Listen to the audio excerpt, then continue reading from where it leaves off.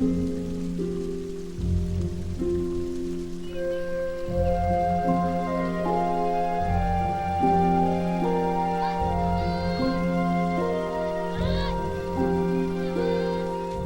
3000 km au sud de Pékin, dans la province du Guangxi, Françoise partage depuis 10 ans la vie des Miao, une des 55 minorités ethniques chinoises.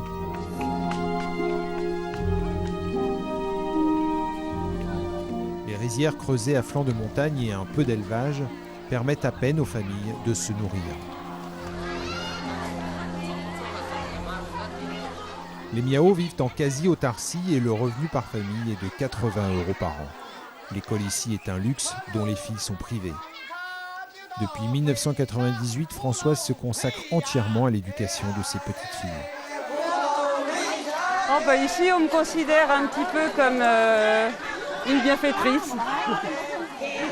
En tout cas, des petites filles. Celle qui prend la défense des petites filles. Et c'est vrai qu'ici, c'est une vie qui est très riche et qui est très... J'ai souvent des larmes aux yeux et puis bon, quand je vois aussi à quel point ils ont besoin d'aide aussi, souvent, vraiment je me dis que je suis vraiment utile ici. Alors c'est vrai que c'est très satisfaisant de se sentir un peu utile à des gens.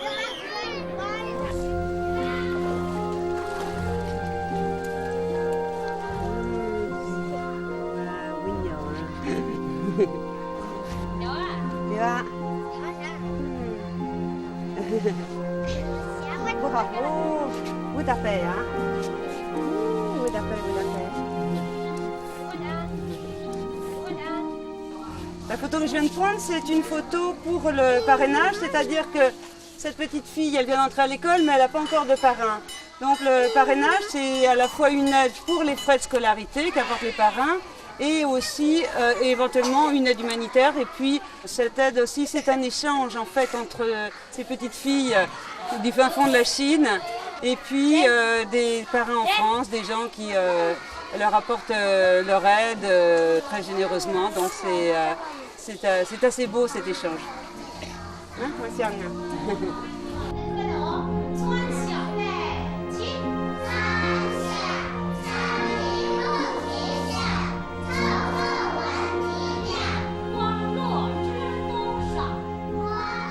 50 € suffisent à payer la scolarité d'un enfant pour une année. Aujourd'hui, 2500 petites filles se rendent chaque matin dans l'une des 15 écoles construites grâce aux parrains.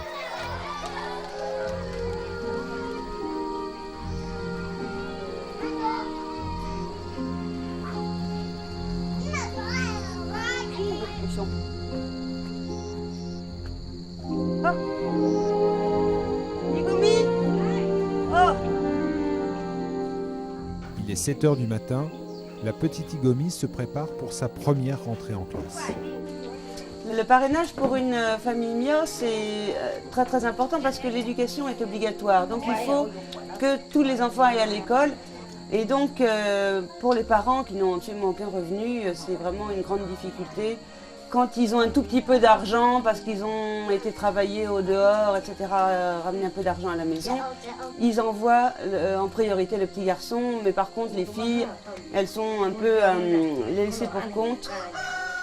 Donc ces petites filles, c'est uniquement grâce au parrainage qu'elles peuvent aller à l'école, sinon elles seraient dans la montagne à garder les vaches, les canards pour aider les parents et faire les travaux des champs.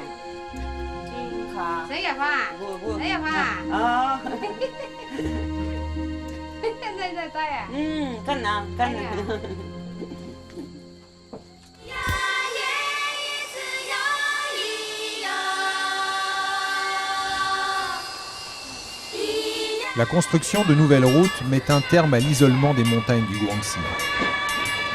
Les grandes villes et leurs ateliers de confection, toujours plus nombreux, appellent les filles des villages Miao à quitter les bancs de l'école pour le travail en usine. Mais qu'est-ce qui se passe ici? Dis-moi, qu'est-ce qu'elles veulent exactement? Ici, il y a des filles de leur âge qui sont parties travailler. Elles gagnent un peu d'argent. Tu sais, c'est les grandes. Elles veulent faire pareil.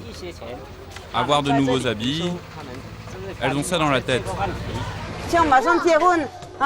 Qu'est-ce que vous avez? Vous ne pensez qu'à vous marier.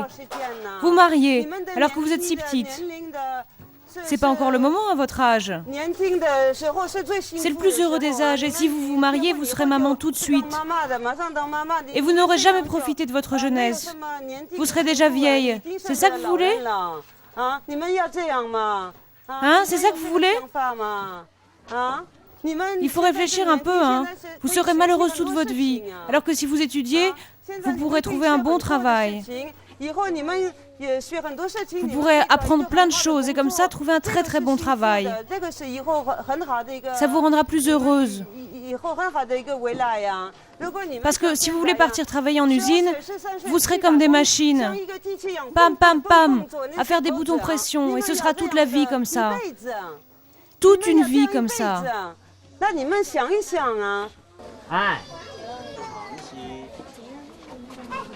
Les parrainages, c'est une chose, mais pour moi, l'idée, c'est que les Mias, un jour, aient une meilleure vie. Leur vie est vraiment difficile. C'est vraiment une grande pauvreté. Et le seul espoir, finalement, c'est que les choses, pour eux, s'améliorent petit à petit par l'éducation. C'est quand même un des aspects importants. Et c'est ceux qui auront de l'éducation qui, ensuite, vont continuer à préserver leur culture. Parce que ça aussi, c'est dans une région comme celle-ci, qui est une belle région, peut-être un moyen de peut-être faire venir des touristes, faire venir des gens qui s'intéressent à leur culture, parce que leur seul trésor, c'est leur culture. Le reste, ils n'auront plus que la pauvreté s'ils n'ont pas leur culture.